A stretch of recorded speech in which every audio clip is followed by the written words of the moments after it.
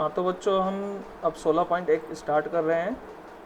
हमने पिछली वीडियो में सहप्रतिबंध प्रायिकता के बारे में बात करी थी कि दो घटनाएं, जिनमें से एक घटना पहले घटित हो जाती है माना ए, और फिर उसके बाद बी घटना की प्रायिकता निकाली जाती है।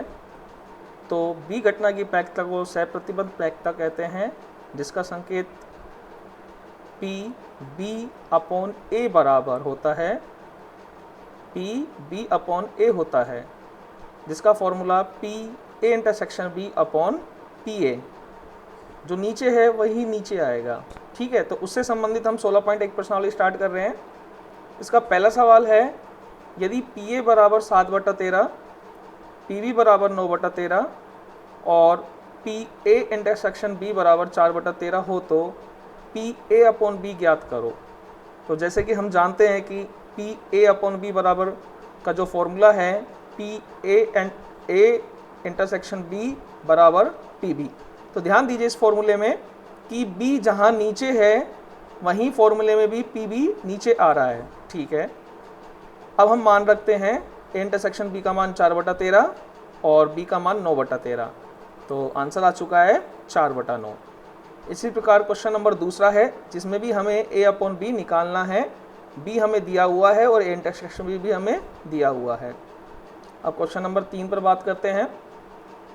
यदि 2 गुना पी ए बराबर पी बी बराबर 5/13 और पी ए अपॉन बी बराबर 2/5 हो तो हमें ए यूनियन बी ज्ञात करना है।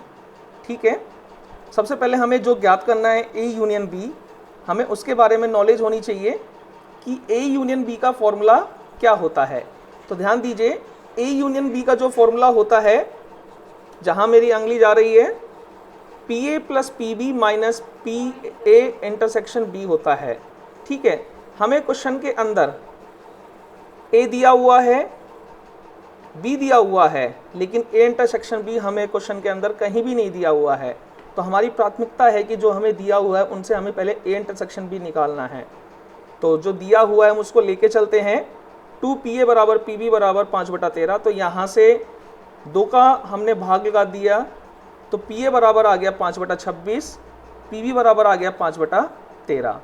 अब चूंकि हमें क्वेश्चन के अंदर पी ए अपॉन बी बराबर, क्वेश्चन के अंदर पी ए अपॉन बी बराबर 2/5 दिया हुआ है, तो हम इसके फॉर्मूले का उपयोग करते हैं।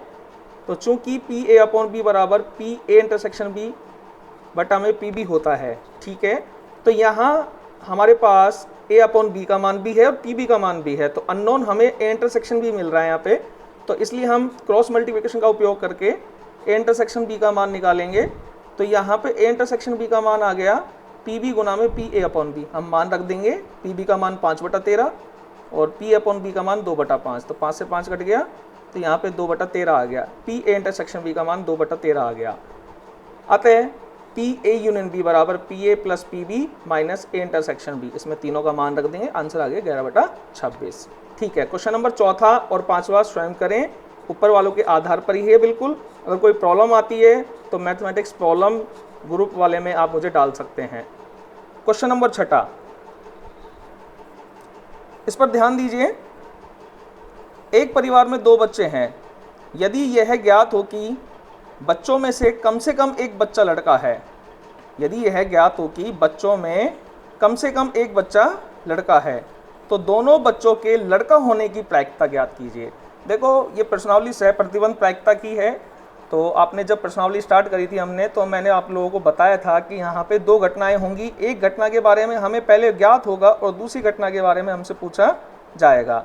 तो यहाँ पे क्वेश्चन में ध्यान दीजिए कि हमें क्या ज्ञात है। यदि यह ज्ञात है कि बच्चों में से कम एक बच्चा लड़का, तो देखिए ये लाइन जो दे रखी है यह हमें ज्ञात है, और दोनों बच्चों के लड़का होने की प्रायिकता ये हमें निकालनी है।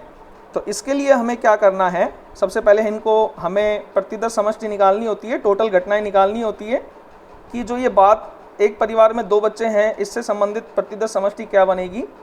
तो प्रतिदर समष्टि एस, तो बड़ा लड़का छोटा लड़का बी बी, कॉमा बड़ा लड़का छोटी लड़की बी जी, कॉमा बड़ी लड़की छोटा लड़का जी बी, कॉमा बड़ी लड़की छोटी लड़की जी जी। ठीक है, नंबर ऑफ एस बराबर हमारे पास 4 है। अब हमने घटना ई, दोनों बच्चों का लड़का होना ले लिया, जिसको हमें निकालना है। और घटना F कम से कम एक बच्चा लड़का होना, ये हमें दिया हुआ है। ठीक है, अब हम घटना E के अनुकूल परिणाम बनाएंगे। तो दोनों बच्चा लड़का होने के अनुकूल परिणाम E के अंदर बना E बराबर BB, कॉमा कम से कम एक बच्चा लड़का होना, तो F के अंदर परिणाम बने एक बच्चा लड़का होने में BG परिणाम अवयव आया, एक GB आया, दोनों में देखो एक एक में बॉय आ रहा है दोनों में, तो कम से कम का मतलब होता है एक भी और फिर दो भी हो सकता है, तो फिर ये BB का ऑप्शन भी आ गया। तो F के अंदर 3 अवयव आ रहे हैं। अब दोनों में क्या उभयनिष्ठ आएगा, तो E इंटरसेक्शन F आ रहा है हमारे पास BB। तो E के अंदर अवयवों की संख्या नंबर ऑफ E बराबर 1, F के अंदर 3 और इंटरसेक्शन F के अंदर 1। अब हम फॉर्मूले की बात करते हैं। अतः फॉर्मूला है P E इंटरसेक्शन F बराबर P अपॉन F बटा में PF। इसकी प्रायिकता निकाली इंटरसेक्शन F की, इसका अनुकूल परिणाम बटा में कुल परिणाम। तो अनुकूल परिणाम 1 है और कुल परिणाम नंबर ऑफ S की 4 है, तो 1/4 हो जाएगी प्रायिकता, और PF की प्रायिकता 3/4 हो जाएगी, क्योंकि नंबर ऑफ F 3 है और टोटल प्रायिकता नंबर ऑफ S 4 है। तो 3/4, 4 से 4 कट गया, 1/3 आ गया। तो देखो हम ध्यान से देखें यहाँ पे, अगर हम सीधा फॉर्मूले का उपयोग ऐसे करें कि PE अपॉन F बराबर इंटरसेक्शन F के नंबरों की संख्या बटा में F के नंबरों की संख्या, तो हम सीधे आंसर की तरफ जा सकते हैं 1/3। तो ठीक है, इस वीडियो में इतना ही है, बाकी क्वेश्चन अगले वीडियो में। जो भी समस्या है आपको, वो आप मैथमेटिक्स प्रॉब्लम ग्रुप में डाल सकते हैं।